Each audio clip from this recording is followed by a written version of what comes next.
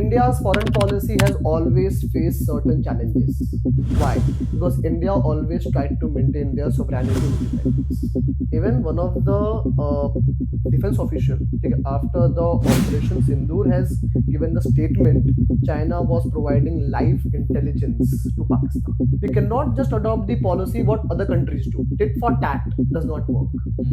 We signed free trade agreement with the Britain and now we are planning for European Union. Like अगर मेरा day कितना भी खराब जा रहा हो, but those 7 hours or 6 hours, the time I'm teaching, ठीक है, I just forget everything. Just as UPSC के स्टूडेंट्स पढ़ते हैं मध्यम मार्ग फिलोसफी, देखिए सबसे पहले हमें ये समझना होगी एंजाइटी आखिरकार हो क्यों रही है students. So too much ambitious is actually going to harm, or you can say too much of low confidence is also going to harm, because you need to study everything: history, geography, science and technology, internal security, disaster management. What happens in Labasna, it is again you can say officer like grooming, because in India we have a concept of collective responsibility. इन पे जवाहरलाल नेहरू का एक बहुत बड़ा initiative था, non aligned movement, NAM. Same अगर हम आज की बात भी करें, बस टर्म चेंज हो गया है. It is strategic autonomy. देखा डोनाल्ड ट्रंप ने इंडिया के ऊपर टैरिफ इंपोज किया. इवन इसके बावजूद भी क्या इंडिया ने अपना क्रूड ऑयल इंपोर्ट खत्म किया? Right. Many of the people even they do not know the who is India's prime minister, but they know his Shahrukh Khan. Even USA जैसा हार्ड पावर नेशन भी क्या यूज करता है? Soft power. Right. And India ने तो शुरुआत ही soft power से की थी. Afghanistan the best example. Right. Neighbour कौन है? Pakistan. But still they respect हुम? इंडियंस. से वहां पे प्रेसिडेंट है Erdogan, but you can say anti India stand. Last year की बात है, वहां पे मैसिव अर्थक्वेक आया था. India was among the first country to send the humanitarian help. First of all ऐसा नहीं है कि सिर्फ मुस्लिम कंट्रीज हमारे against. From the age of cold war we are doing this. Right. We were maintaining good relation with the USA also and with the USSR, कि ये waste कितनी भी धमकी दे दे हमें, बट उनके कंपनीज के लिए India is one of the biggest market. But in 1991 क्या हुआ? यूएसएसआर का डिसइंटीग्रेशन हो गया. Now it became a time important कि हमें अब अपना खुद का न्यूक्लियर वेपन चाहिए होगा जिसको हम ओपनली डिक्लेयर कर सकें. Scene the movie Parmanu, right, by John Abraham. It has seen like उसने शोकेस जो किया है जिस तरीके से, परफेक्ट वन. यूएस को पता तक नहीं चल पाया, and India not just tested nuclear bomb, we tested hydrogen bomb. Definitely whenever you see कि यूएस बोल रहा है कि डेमोक्रेसी के कॉज के लिए they are invading Afghanistan, they are invading Iraq, why? उन्हें क्यों पड़ी है डेमोक्रेसी की? वही यूएस जो तालिबान को हटाने के लिए आया था अफगानिस्तान में, उसी यूएस ने 20 साल बाद तालिबान के हाथ में ही पावर देके वापस चली गई. एक था person, not one, you can say two people were there who ruled over Afghanistan. Okay. And they were Indians. Number one, Raja Man Singh, the general of Akbar, and secondly, Maharaja Ranjit Singh and his general Hari Singh Nalwa. जय हिंद दोस्तों, मेरा नाम है Ved Prakash Singh and welcome to the Ved podcast. दोस्तों, आज हमारे जो guest है Naveen Singh is a UPSC mentor and he is a expert in sociology and psychology. दोस्तों, आज जो पॉडकास्ट आप देखेंगे इसमें आप बहुत सारी चीज़ें सीखने वाले हैं. यू विल लर्न कि कैसे यूपीएससी और एसएसबी जैसे एग्जाम्स कैसे क्रैक किए जाते हैं, उस दौरान कैसी माइंडसेट होनी चाहिए, क्या वैल्यूज़ आपको रखनी चाहिए, क्या नहीं. और साथ ही साथ में हम एक्सप्लोर करेंगे Indian diplomacy, Indian defence and Indian geopolitics. So ये पॉडकास्ट पूरा ही देखना, बहुत ही मज़ा आएगा. Hello sir. Hi, sir. Sir, एक चीज़ पूछना था आपसे कि पहली बात तो आपने यूपीएससी जैसा फील्ड, ठीक है, आपने ऑप्ट किया अपने यंग एस्पिरेंट के टाइम पे, and now you are the mentor for this. ये एस्पिरेंट से मेंटर आने का जो सफ़र था, ये आप कैसे किए? So basically, if I talk about कि आखिरकार एस्पिरेंट बनने की चाहत थी क्यों, सबसे पहले मैं कहना चाहूँगा कि लाइक जो मेरा फोकस था स्टार्टिंग से, it was to work for the people. Right. Definitely लोगों का हर एक काम रिस्पेक्टेबल है, but when it comes to me, I always have seen कि अगर मैं कोई भी काम कर रहा हूँ, it should benefit the people. That's why first of all I decided to be a part of civil services. Okay. साथ साथ मेरा एक और एम था to appear for defence services. Right. Even I tried also. Now, when I was in that journey, one thing which was there, I learned a lot. Not just whatever I was doing, but even from my mistakes. Right. And even you can say हमारे time पे चीज़ें ऐसी थी कि it was just a beginning of online ecosystem. और just कुछ जो resources थे वो डेमोक्रेटाइज हो रहे थे, otherwise everything was concentrated to Delhi only, right? So we have been in that transition phase, right, where we face difficulties, right? So what we learned, right, what like I have gone through, तो मैंने ये चाहा कि क्यों ना इन्हीं चीज़ों को विद द स्टूडेंट डिस्कस किया जाए और ये चीज़ उनके सक्सेस के बैरियर के तौर पे ना क्रिएट हो, राइट? इसको इंश्योर किया जाए। And definitely one thing which I like the most, जिसको हम कह सकते हैं हमारा पैशन है, इज टीचिंग। लाइक अगर मेरा डे कितना भी खराब जा रहा हो, बट दो 7 hours or 6 hours the time I'm teaching, okay, I just forget everything. So these are the things which actually brought me into the teaching field. And आपने जो तैयारी की थी यहाँ मतलब यहीं से की है, मुंबई से? No, basically, sir, I prepared from Delhi because at that point of time, this was only one option. So क्या ये एक्चुअली myth है कि सही है कि Delhi is the hub for this? So definitely, if you see number wise, right, because number says everything. If you see number wise, still Delhi is a hub. Okay. Because majority of aspirants go there, they prepare from there, and definitely the number goes big. Like in this year's prelims examination, approx 3,000 aspirants out of 14,000, they were from Delhi. So this is how you can say that Delhi is a hub because of numbers. Why? Because majority of aspirants go there for the preparation. But it is not compulsion. Why? Yes, you can say कि till 2015, 16, 17, ठीक है, चीजें दिल्ली तक ही limited थी। क्यों? Because study material और जो learning के रिसोर्सेस हैं वो ऑफलाइन मोड में थे, वो फिजिकल फॉर्म में थे, और इसके लिए आपको दिल्ली जाना कंपलसरी था। But after 2017 we have seen a trend, जब इंडिया में आया Jio revolution, right, when 4G became accessible for everyone at the cheapest cost, it actually democratized everything, content, like resources, test series. Now you can just sit at your place and you can study. So now Delhi is no more a compulsion. But yeah, one thing जिसके लिए Delhi आज भी important है वो है environment, study environment. Study environment, because in your surrounding everyone preparing for UPSC, so you do not get that kind of distraction, right?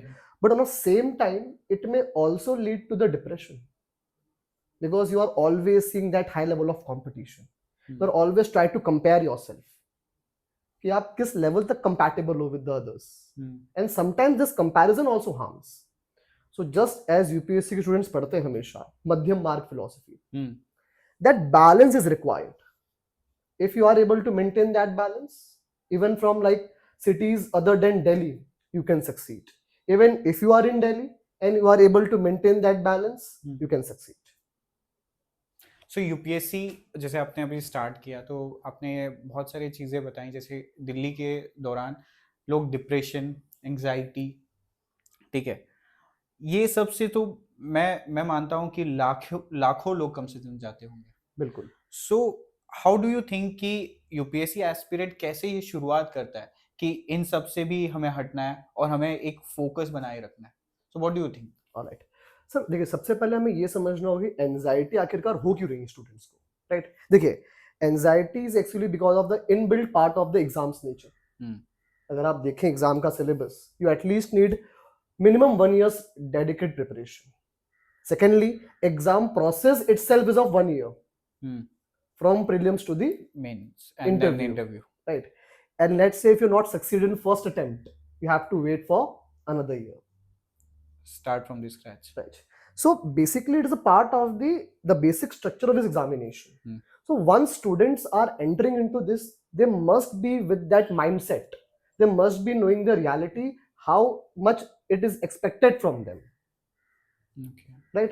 So too much ambitious is actually going to harm, or you can say too much of low confidence is also going to harm. Okay.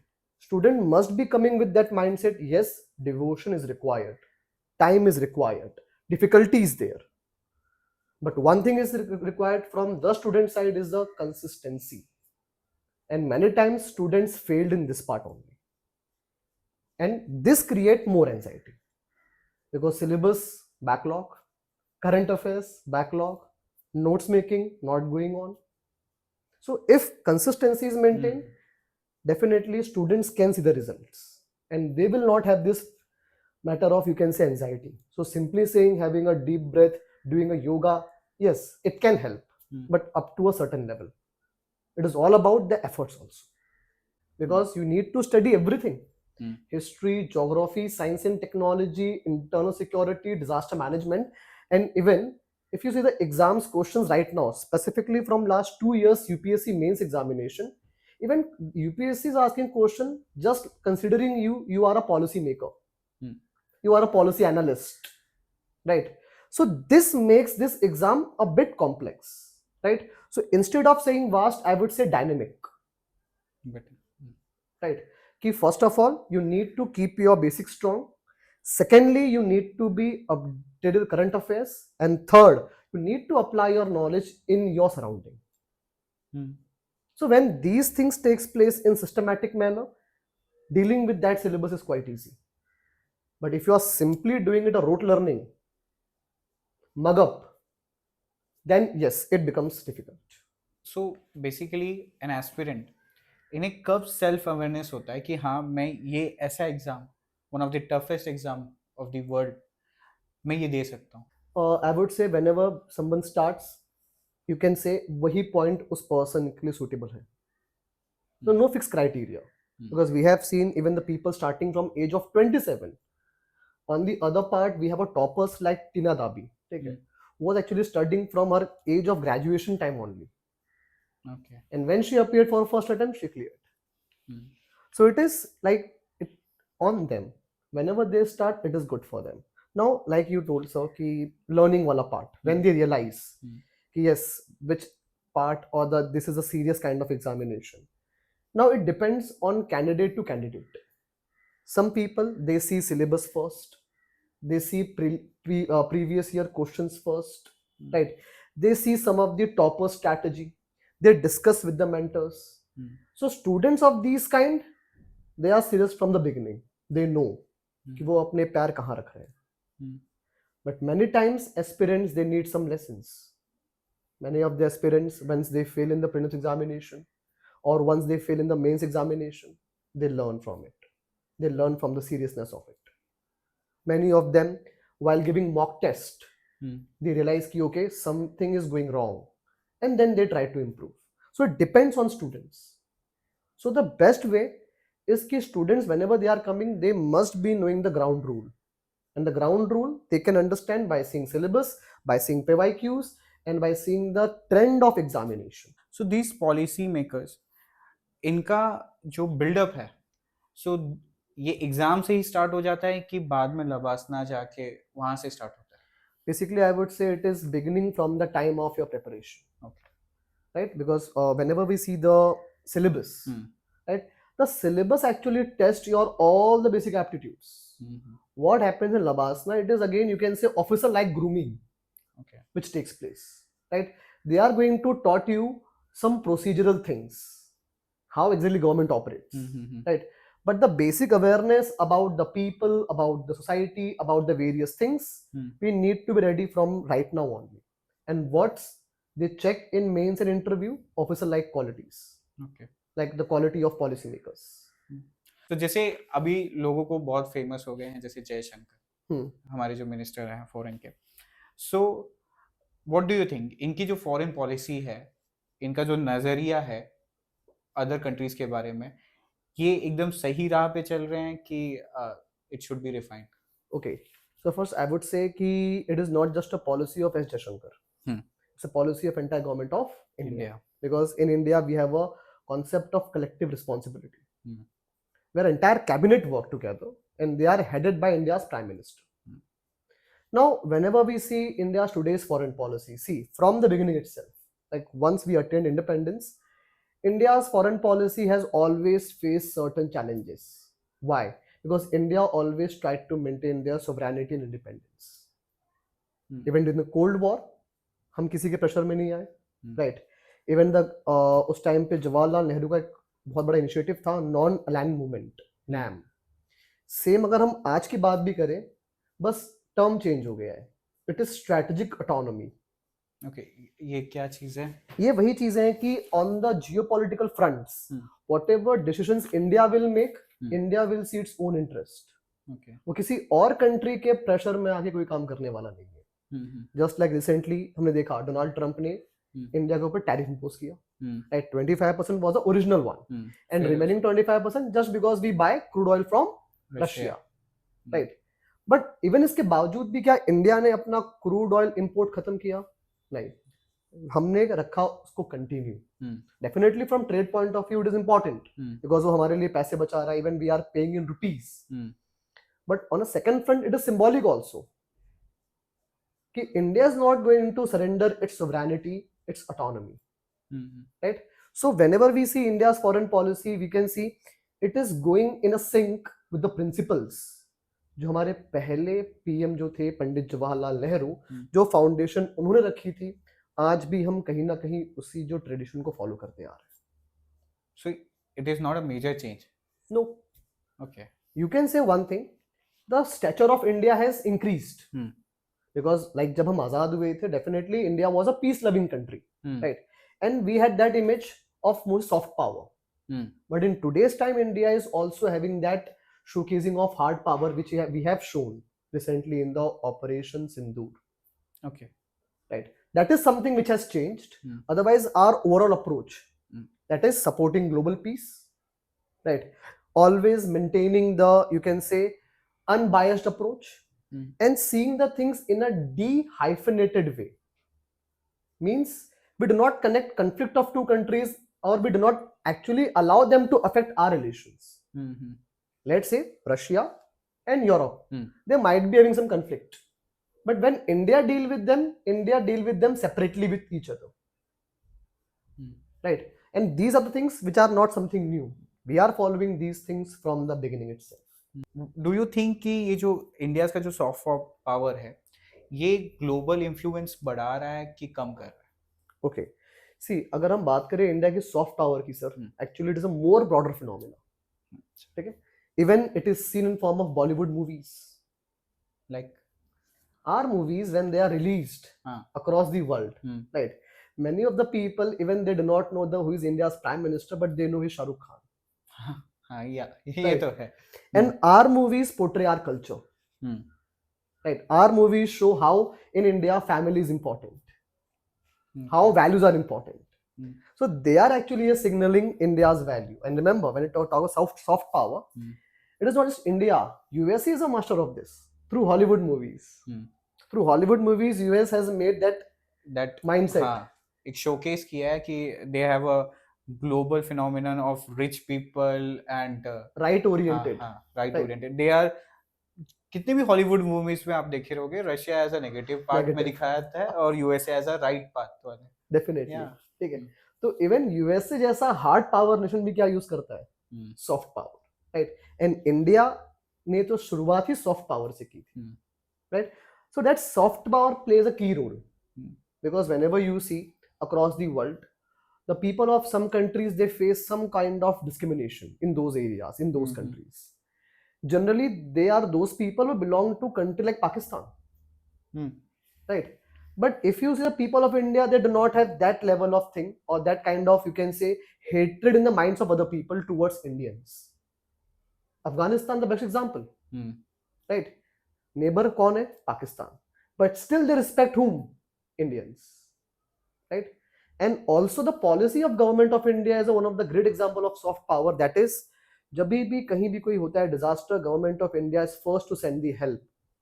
Like Turkey, अब तो नाम ही change हो गया उसका, तुर्की है. तुर्की. Right. So, like जब से वहाँ पे president है Erdogan, right? Actually, they have a bit, you can say, anti-India stand, supporting Pakistan. But still, जब last year की बात है, वहाँ पे massive earthquake आया था. India was among the first country to send the humanitarian help. This also built our soft power. Our food, yoga, the best example. These things build the soft power, and definitely it helps a lot.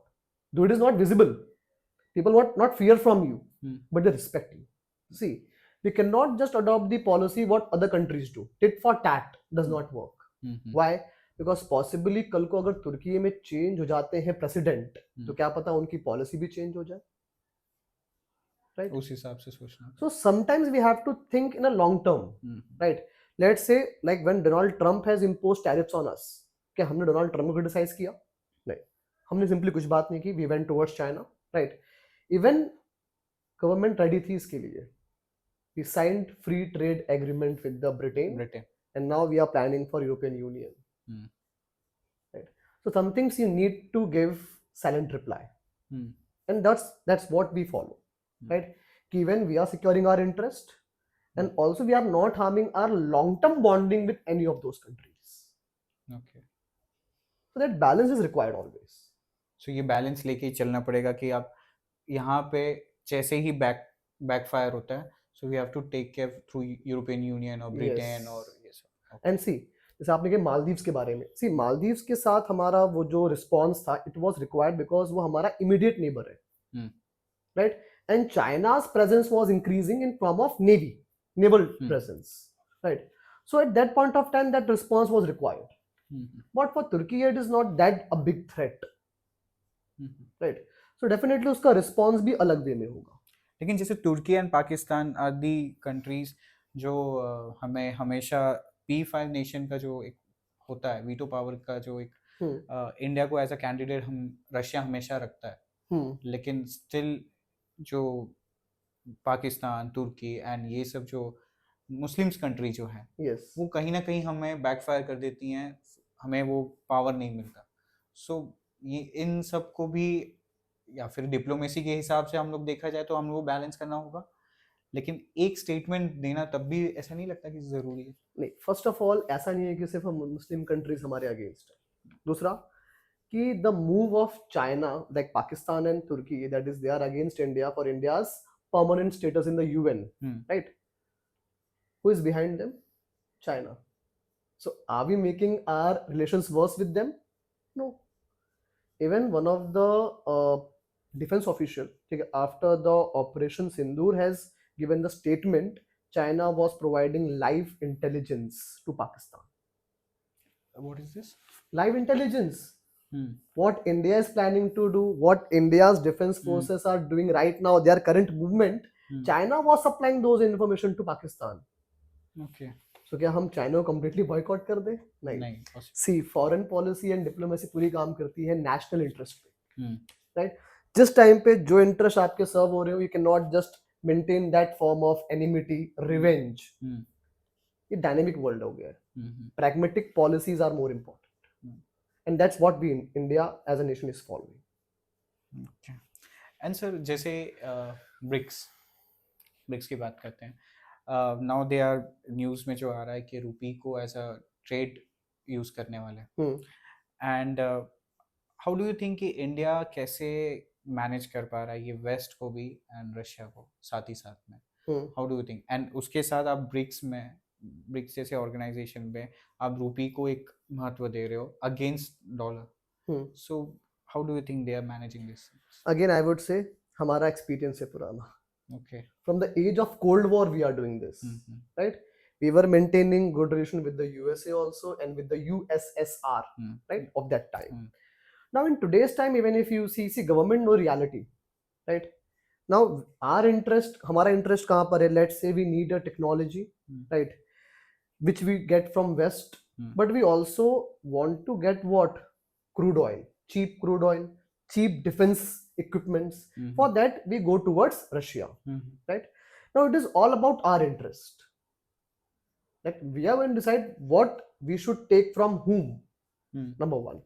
Number two, when it comes to balancing, see we all know very well कि ये waste कितनी भी धमकी दे दे हमें, but उनके companies के लिए India is one of the biggest market.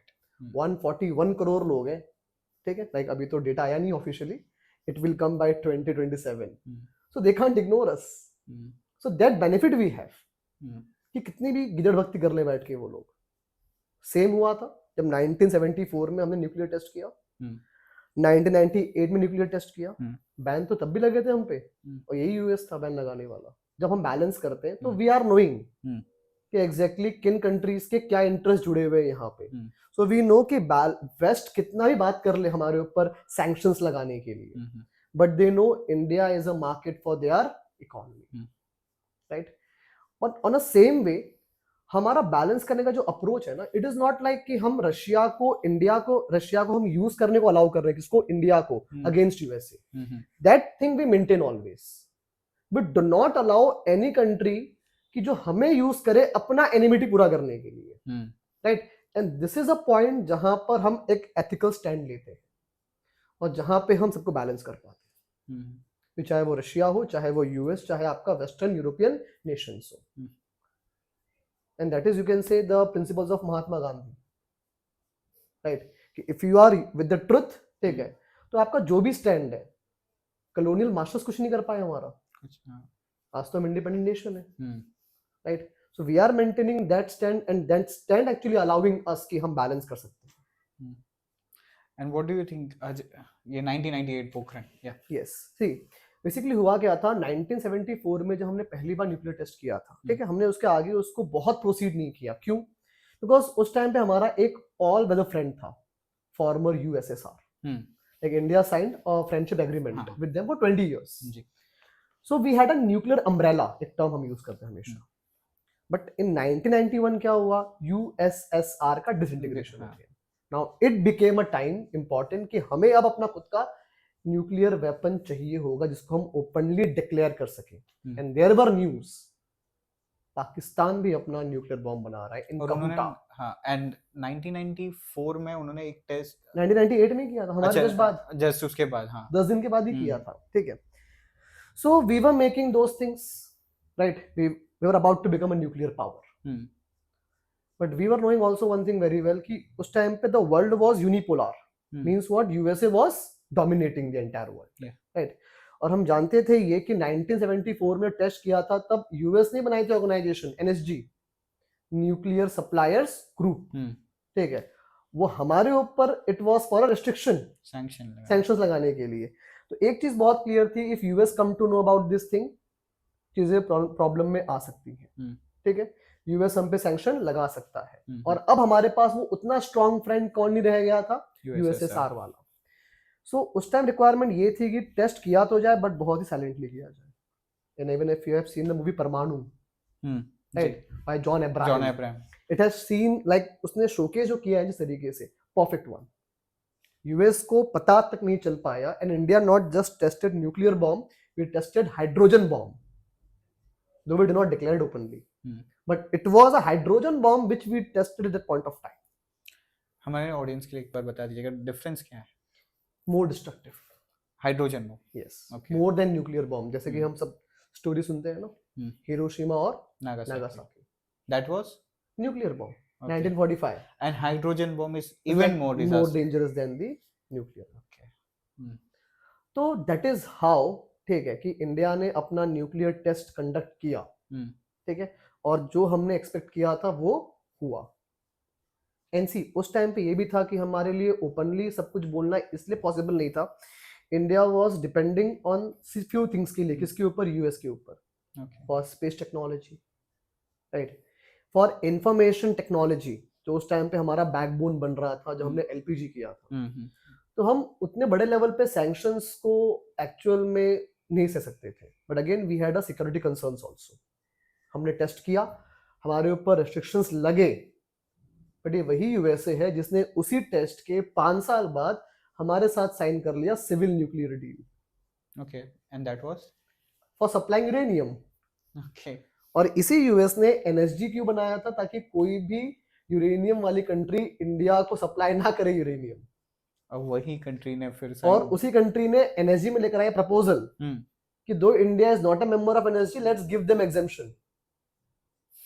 Okay, that was the self interest of USA. Okay.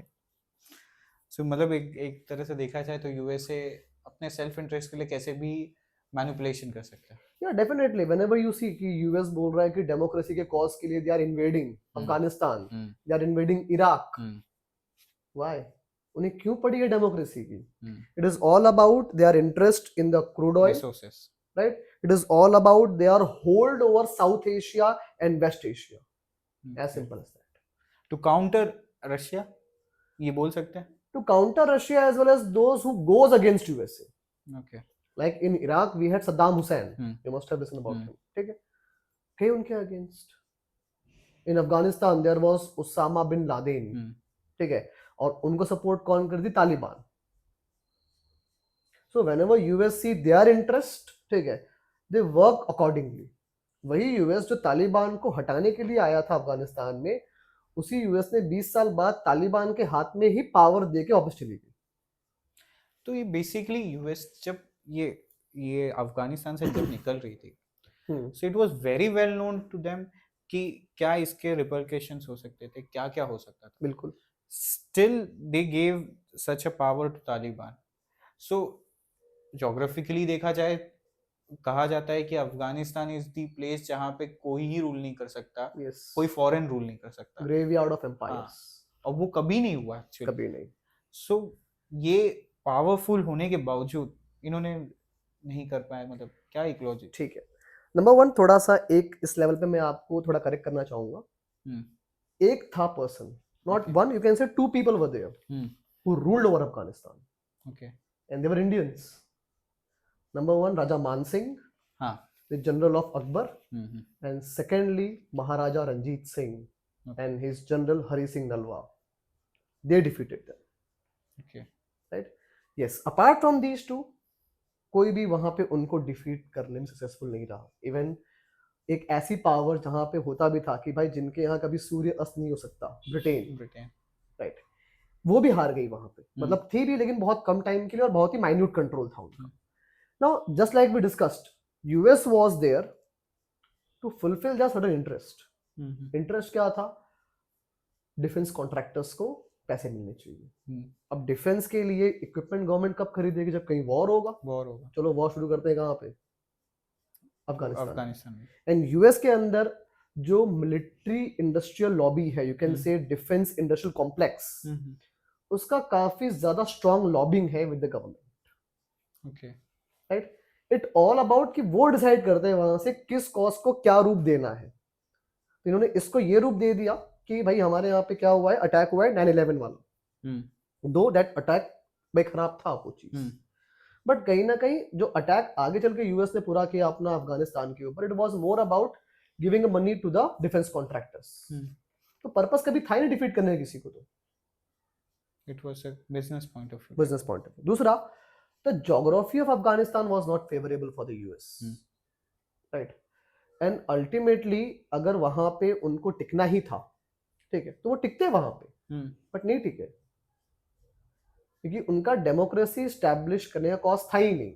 और उस टाइम पे जब भी विड्रॉ किया इन्होंने वहां से, ठीक है, basically from time of Obama it was decided कि they have to withdraw. And जब ट्रम्प आए थे फर्स्ट टेन्योर में, तो विड्रॉ कर लिया. तो अब इनका ये था कि नहीं, अब हमें अपने पैसे सेव करने हैं. यूएस की जो फॉरेन पॉलिसी है, it is part of that. Okay. Whatever suits their foreign policy, they do that. They were the ones who promoted Russia-Ukraine war under Joe Biden. And they are the one now who are trying to stop the war. Same Trump is not be able to say a single word when Israel attacks on the different countries. Iran recently attacked on Yemen, okay? And then Palestine chal raha issue we all know. So it is all about USA's own interest, not there any cause for democracy or human rights. वो बस उसका एक tag लेके चलते हैं वहां पे, और वो उसके लिए यूएन को यूज करते हैं, यूएनएससी की फोर्सेस को वहां भिजवाते हैं. बट उन फोर्सेस से मेजोरिटी कौन होता है? US soldiers. और उनमें भी सोल्जर्स कौन से होते हैं? कॉन्ट्रैक्चुअल. किससे बिलोंग करते हैं? डिफेंस फर्म से. अच्छा, ऐसे भी मैंने सुना था कहीं पे कि यूएनएससी में जो ज़्यादातर जो इनकी जो मिलिट्री बेस है, जो मिलिट्री बनती है, that is from various countries के लोगों का, और उसमें से इंडिया के बहुत सारे नंबर्स में जाते हैं. India is the biggest contributor in UNSC. In UNSC, not UNSC, you can say UNPKF. That is peacekeeping force. India, and second has Bangladesh. Okay. We are the biggest contributors in that.